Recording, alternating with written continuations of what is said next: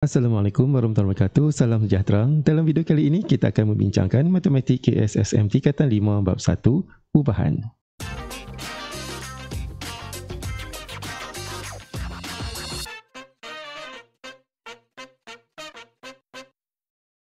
Kita akan membincangkan standard kandungan 1.2 ubahan songsang dan standard pembelajaran 1.2.1 menerangkan maksud ubahan songsang. Kita boleh rujuk buku teks pada muka surat 17 sehingga 18. Jadi mari kita teruskan. Apakah yang dimaksudkan dengan ubahan songsang? Jadi sebelum itu, mari kita buat sedikit aktiviti mobilisasi min dan 5. Kita boleh rujuk buku teks pada muka surat 17. Di mana tujuannya adalah untuk menerangkan maksud ubahan songsang. Dilihat langkah kita yang pertama, fahami situasi berikut, kemudian jawab soalan dalam perbincangan. Di mana situasi ini melibatkan sebuah dewan sekolah yang mempunyai beberapa buah pintu. Kemudian jadual di bawah ini menunjukkan hubungan antara bilangan pintu yang dibuka, kita labelkan sebagai X, dengan masa yang diambil Y bagi sekumpulan murid untuk keluar dari dewan. Jadi mari kita lihat situasinya.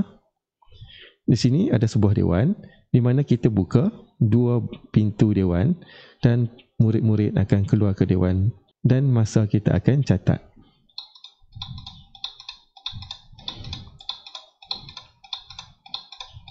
Pergerakan keluar murid adalah melalui dua pintu dewan sahaja.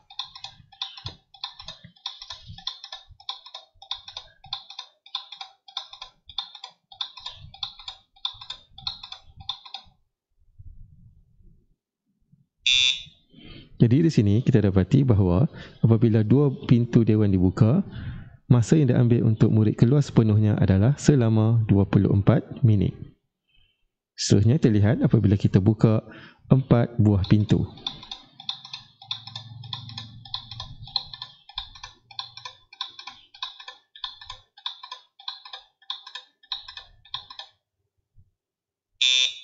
Apabila kita membuka 4 buah pintu, masa yang diambil untuk murid keluar sepenuhnya adalah selama 12 minit. Seterusnya terlihat lagi apabila kita membuka 6 buah pintu dewan.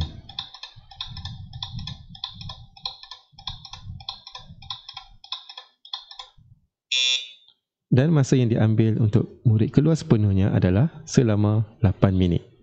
Jadi di sini terdapati apabila bilangan pintu dibuka semakin bertambah, terdapat di sini, masa yang diambil oleh murid untuk keluar sepenuhnya dari dewan akan semakin berkurangan. Jadi mari kita lihat soalan perbincangan kita yang pertama. Jika bilangan pintu yang dibuka semakin bertambah, apakah masa yang diambil oleh murid untuk keluar semakin bertambah atau berkurang? Kita lihat di sini apabila pintu semakin bertambah, masa yang diambil untuk murid keluar iaitu Y akan menjadi semakin berkurang. Kita lihat pula soalan kita yang kedua. Jika bilangan pintu yang dibuka semakin berkurang, adakah masa yang diambil oleh murid untuk keluar semakin bertambah atau berkurang? Di sini kita lihat jadual dari kanan ke kiri pula. Apa akan jadi kalau bilangan pintu semakin berkurangan? Dan terdapati di sini dalam jadual, masa yang diambil oleh murid untuk keluar adalah semakin bertambah. Jadi kalau pintu berkurang, masa akan semakin bertambah. Soalan kita yang ketiga. Apakah hubungan antara bilangan pintu yang dibuka dengan masa yang diambil oleh murid untuk keluar dari dewan? Apabila kita nak menjawab soalan yang berkaitan dengan hubungan, kita perlu kaitkan pemboleh ubah X dengan pemboleh ubah Y. Iaitu kita kaitkan bilangan pintu yang dibuka dengan masa yang diambil oleh murid untuk keluar.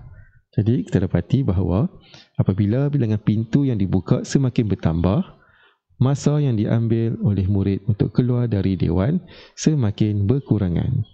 Dan begitulah juga sebaliknya, apabila bilangan pintu yang dibuka semakin berkurang, masa yang diambil oleh murid untuk keluar semakin bertambah. Secara ringkasnya terdapati apabila pintu semakin bertambah, masa semakin berkurang. Dan jika pintu semakin berkurang, masa akan semakin bertambah. Jadi, ubahan songsang adalah perkaitan antara pemboleh ubah. Itu apabila suatu pemboleh ubah Y bertambah, maka pemboleh ubah X akan berkurang. Dan penambahan dan pengurangan ini adalah pada kadar yang sama. Di sini kita boleh tulis Y berubah secara songsang dengan X. Baiklah, untuk menguji pemahaman kita tentang topik kali ini, kita boleh rujuk buku teks Latihkan Diri 1.2a muka surat 18. Itu saja untuk video kita pada kali ini. Sekian, terima kasih dan selamat belajar.